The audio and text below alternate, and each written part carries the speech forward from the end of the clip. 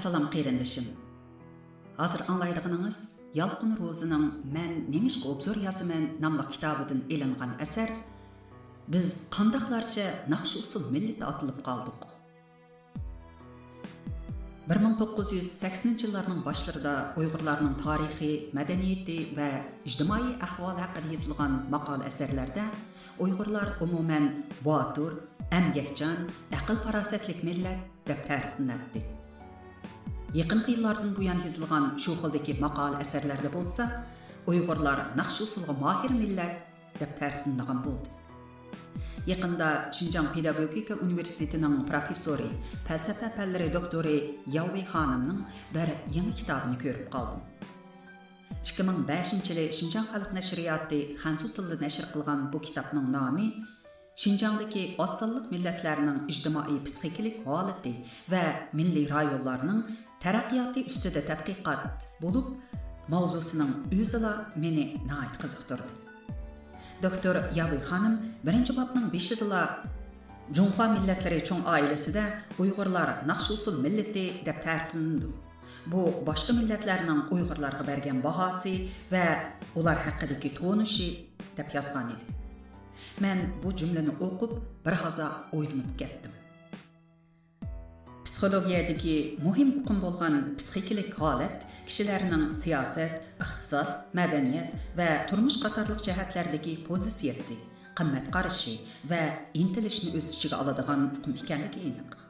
Bir millatning psixikalik holatini tashkil qiluvchi omillar, ya'ni pozitsiya, qimmat qarashi va intilish o'z navbatida shu millatning ijtimoiy va iqtisodiy taraqqiyotining ichki omili va qo'zg'atuvchisi bo'lib, hal qiluvchi rol o'ynaydi.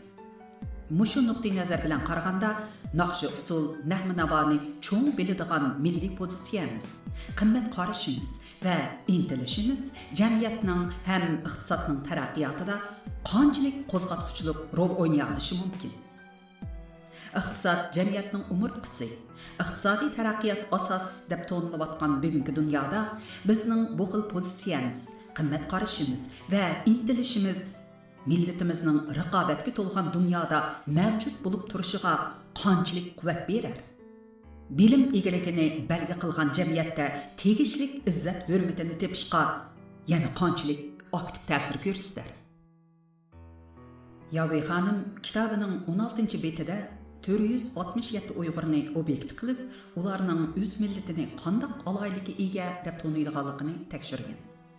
Tekshiriluvchilarning qatlami kadr, o'qituvchi, dehqon, ishchi va o'quvchilardan tarkib topgan. Tekshirishga boshlang'ich maktabdan oliy maktabgacha bo'lgan har darajalik maktablarning o'qituvchi va o'quvchilar qatnashgan.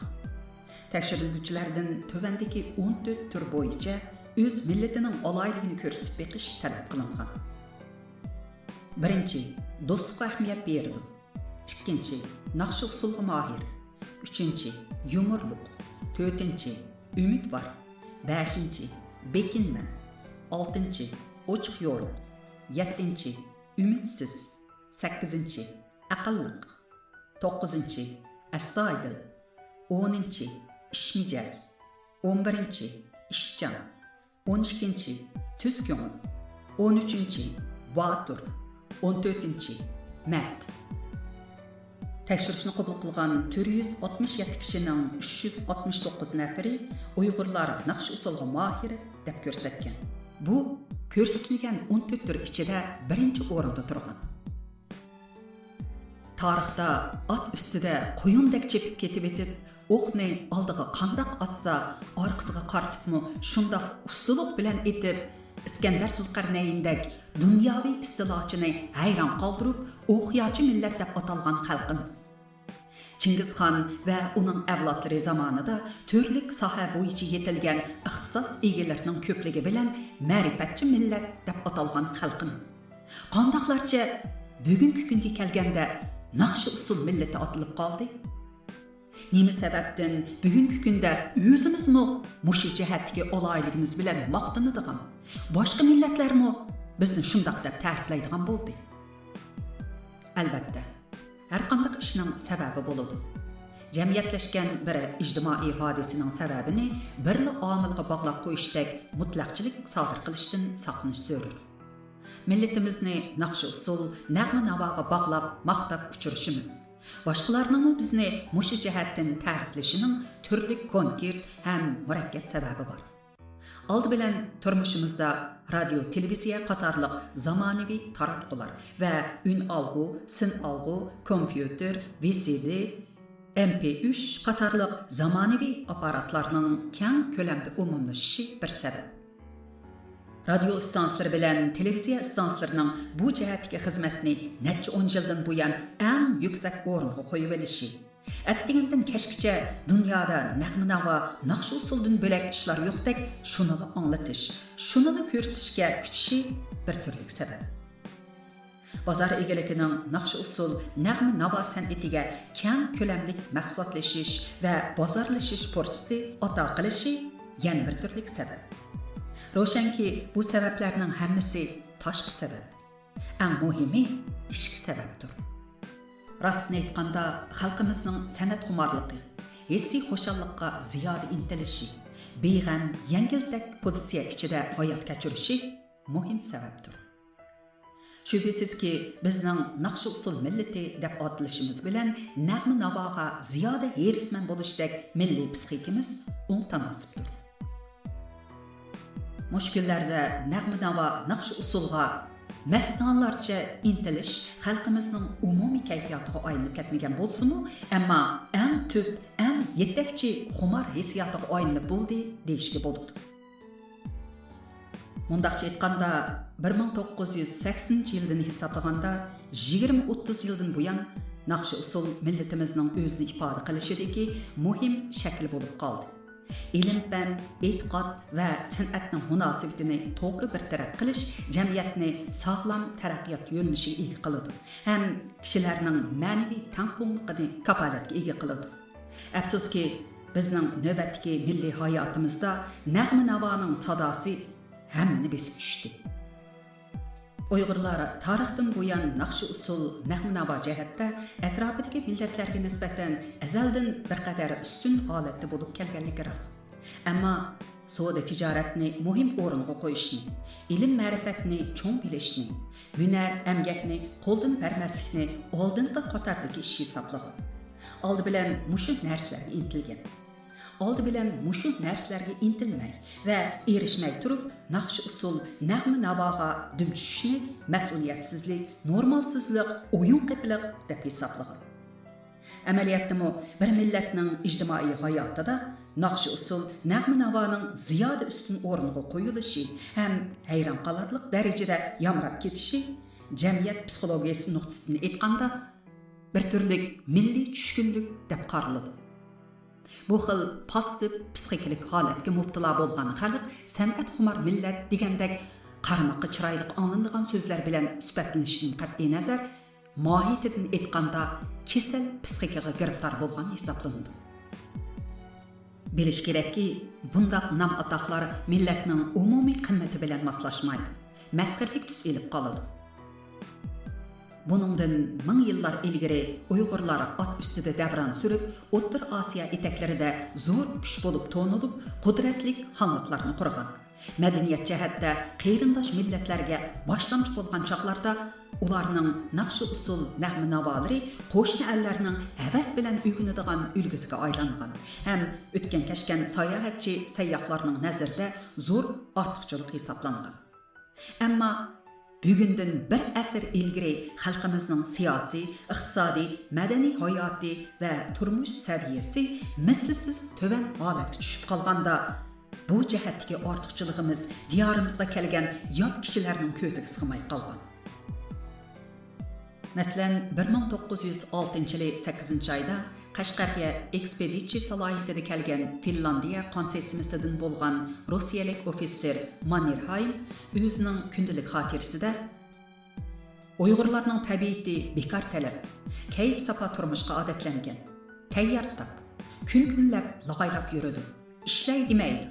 Bo'libmi qo'g'in pishqida ular to'plashib o'ltirishib, bir-ikki qo'g'in tavuzni pichib, dasturxonga qo'yib olib, atdigandan tun yarmigacha to'xtamay nag'mi-navo qilishidi, deb xotirlagan. Buningdan ko'rib olishga bo'ladiki, naqsh usul nag'ma-navo millatning ijtimoiy ahvoliga, iqtisodiy quvvatiga beqib, gohida yarashadi, gohida yarashmaydi.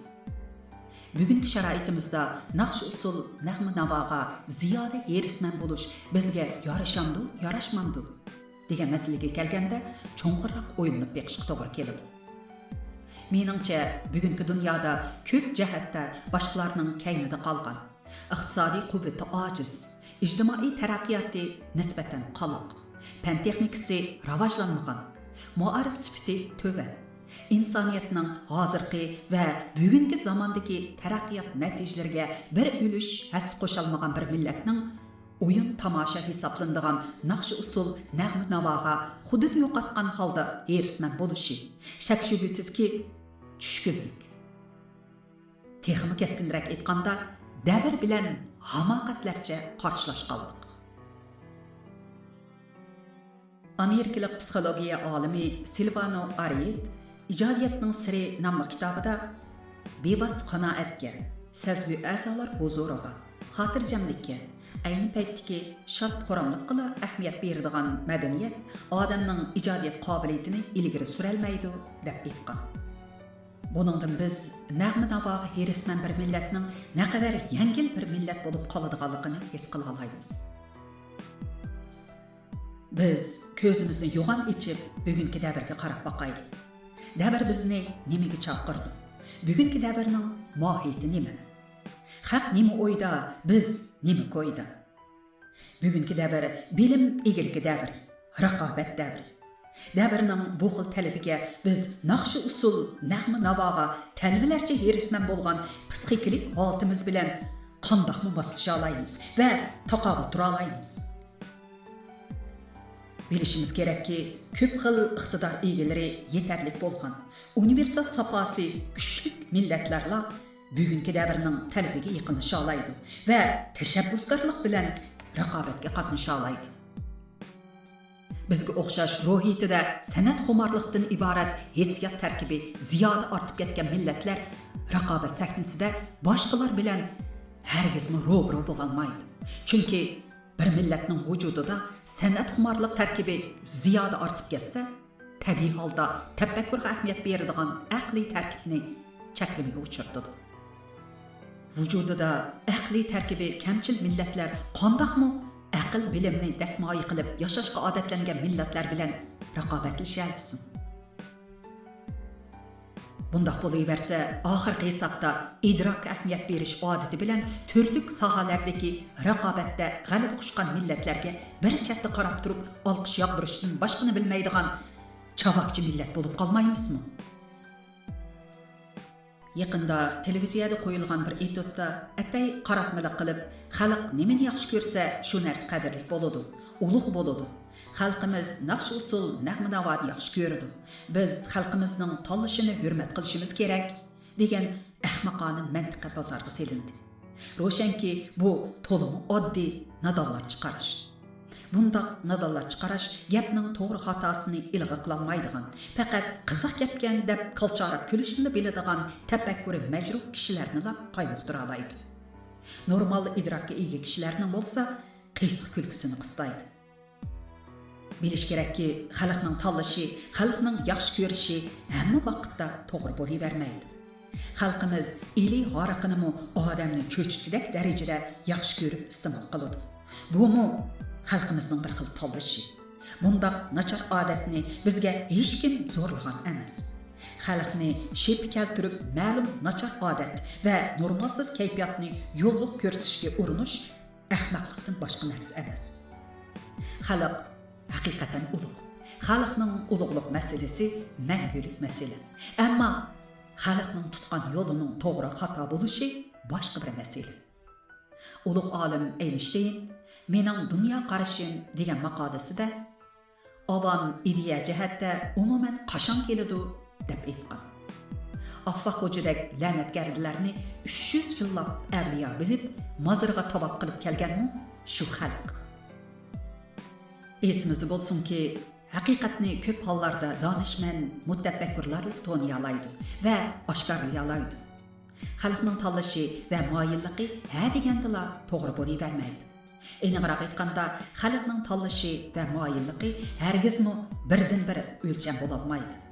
Agar hamma ishda, hamma vaqtda xalqning tanlashi va moyilligi o'lcham qilinsa, u holda xalqni yetaklaydigan, jiroqni ko'rar yetakchi dohiylarning foyda ziyon, yaxshi yomonni aniq ayirish, haqiqatni farq etish qobiliyatiga ega donishmand mutafakkurlarning zaruriyati qolmaydi. Navoda xalq o'zining bilginicha yashayversa, nimani yaxshi ko'rsa qadrlayversa, nimani xohlamasa cho'rib tashlaversa, oxirida halokat patqog'iga petib qoladi. Bilishimiz lozimki, insoniyat paydo bo'lgandan boshlab bugungacha yetakchi dohiylar bilan donishmand mutafakkurlarga izchil muhtoj bo'lib kelgan. Shunga ulug' mutafakkur buvimiz Yusuf Xos Hojib o'z dastonining 265-beytida nihoyat aniq qilib, qara, esil kishilar ikki turli bo'ladi. Biri bek, biri dona. Ular insonlarning boshlamchisidir, deb yozgan.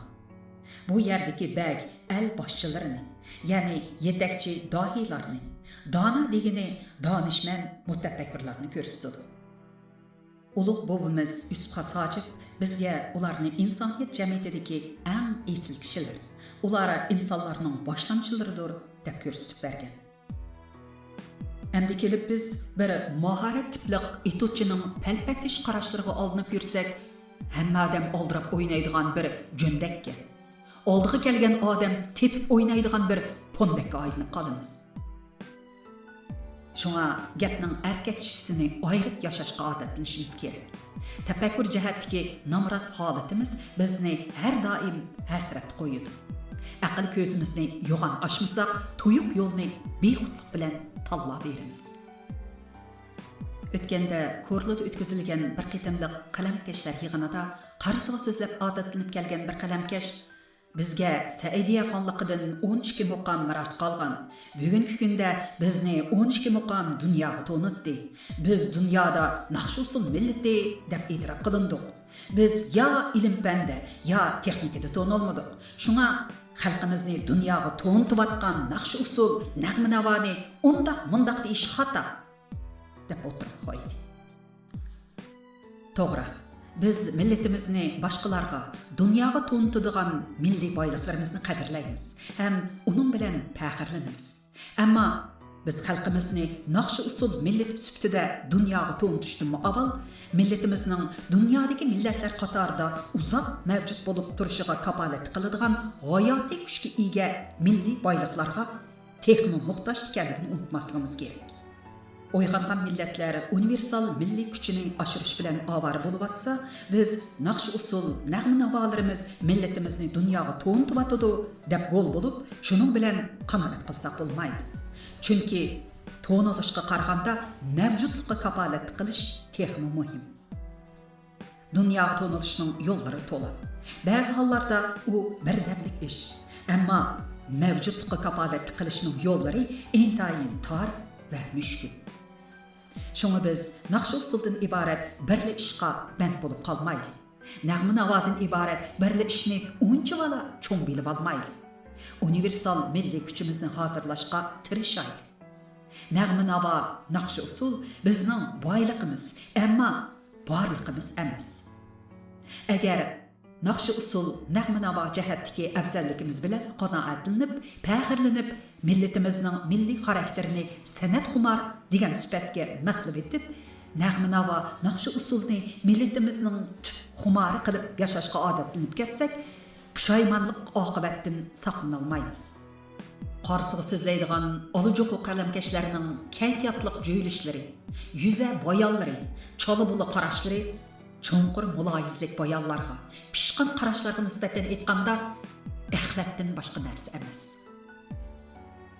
Mutafakkur olimimiz Abdushukur Muhammad Emin o'zining Yipak yo'lida qayta o'ylanish nomli cho'nqur muloyizlik maqolasida Qaraxoniylar xonligi va Ediqut Uyg'ur xonligi davridagi universal afzalliklarimiz, aqliy tafakkurga ahamiyat beradigan amaliyatchil hayotiy kuchga ega jo'shqin milliy xarakterimiz haqida so'yinish bilan qalam tavritib kelib, 15-asrdan keyingi milliy hayotimiz haqida ökünüş bilen mundaq qurlarni yozgan. Ulug'bek fojiasidan keyin adib shoirlikdan boshqa bizda ko'zga ko'ringan olamshumun olimlar chiqmadi. Ma'naviy madaniyat xazinamiz hissiy san'at va adabiyotni birdan-biri iftixor pallasi qilishga majbur bo'ldi. Qo'limizning yetgani usul, demimizning yetgani naqshi bo'ldi. Biz etnologiyalik millat kategoriyasidagi naqsh usul millati, she'r millati bo'lib qeliverdik.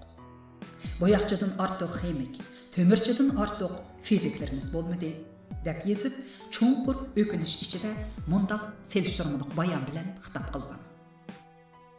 San'atda dam chiqargan, san'atga yo'linib tirikchilik qiladigan segallarning oqibatda yurt makonsiz jahon kezib, tilab terib yashashga tushgan lamakonligi bilan tarix bo'ronlarida chechilib, jangi jadallarda qirilib, holi qolmagan yahudiylarning nazariy tafakkur va o'tkir pallariga bo'lgan yuksak e'tiboridan olimlar millati qudratli zamonaviy millat kamolatiga yetganligini ko'z oldimizga nemishni keltirmaymiz. İnsaniyet yangi asrga qadam qo'ygan mushu sharoitda dunyodagi barliq cho'ng-kichik millatlar o'zlarining nima qilish zarurligini kun sayin cho'nqur to'lib yetyapti. Ular hargizmi naqsh usul nag'ma-navoni o'zlarining eng oliy xumori, eng oliy xo'shallig'i qilishning ko'yida izlanmayapti. Balki madaniyatning hamma omillariga o'rtaq ko'ngil bo'lib, birlamchi omillar bilan ikkilamchi omillarning muhimligi darajasini mahorat tipli kishilar bilan farosat tipli kishilarning qimmat tartibini aniq farqlantirib muomala qilyapti. Qozog'istonda nashr qilingan Qozog'iston, O'zbekiston, Qirg'iziston, Turkmanistonlarda 20-asrda to'nilgan mashhur Uyg'urlar degan bir qimmatli kitob yaqinda qo'limga tushib qoldi. Shu kitobning darajasiga qarasaqlar, asli nimaga bakrak ko'ngil bo'lish, qaysi xildagi kishilarni ko'p yetildirishga kuchashning zarurligini his qilib yetgili bo'ldi. Kitobning daraja tartibi mundaq. Birinchi, hokimiyat ustida bo'lganlar. Ikkinchi, iqtisod sohasida bosh ko'targanlar. Uchinchi, armiyada dong chiqarganlar. To'rtinchi, tashkilotchilar. Beshinchi, olimlar, akademiklar. Oltinchi, doktorlar. Yettinchi, muarifchilar. Sakkizinchi, adiblar. To'qqizinchi, axborotchilar. 10-chi, arxitektorlar. 11-chi, rassom, haykaltarashlar. 12-chi, teatr, muzika, kino, usul sohasidagilar. 13-chi, tanarkatchilar. Bizda bo'lsa, hozir ahvol boshqacha. İki gözümüz nag'ma-navochilar bilan naqsh usulchilarga tikiklik. Olqish tabriklarimiz shularga yog'diroqliq. Diqqatimiz naqsh usul nag'ma-navolarga markazlashiklik. Bolalarimizning qalbidagi havas qiladigan qaltis kishilarmi yana shular. Qisqasi, eng oliy havasimiz, eng yuqori intilishimiz, eng umumiy xo'shalligimiz nag'ma-navo, naqsh usul. İftixor pallamizmi shu doiraga markazlashiklik. Şübhəsizki, bu bir binormal ictimai psixika, ham g'alati ijtimoiy qismat. Karl Marx odam muhitni yaratadi, muhitmi odamni yaratadi deb ko'rsatgan. Bizning nag'ma-navoga ziyoda herisman kayfiyat bilan to'lgan ijtimoiy muhitimiz qanday avlodlarni yaratishi mumkin? Bu astoydil o'ylanadigan jiddiy masala. 2006-yil 8-oyda yozildi. Mikrofon oldida Nuriya Rahman. Maqolaga kirishtirgan muzikani Dilfiruz G'ani ishlagan. 2019-yil 12-oyning 13-kuni Janvar unga elinib tayyorlandi.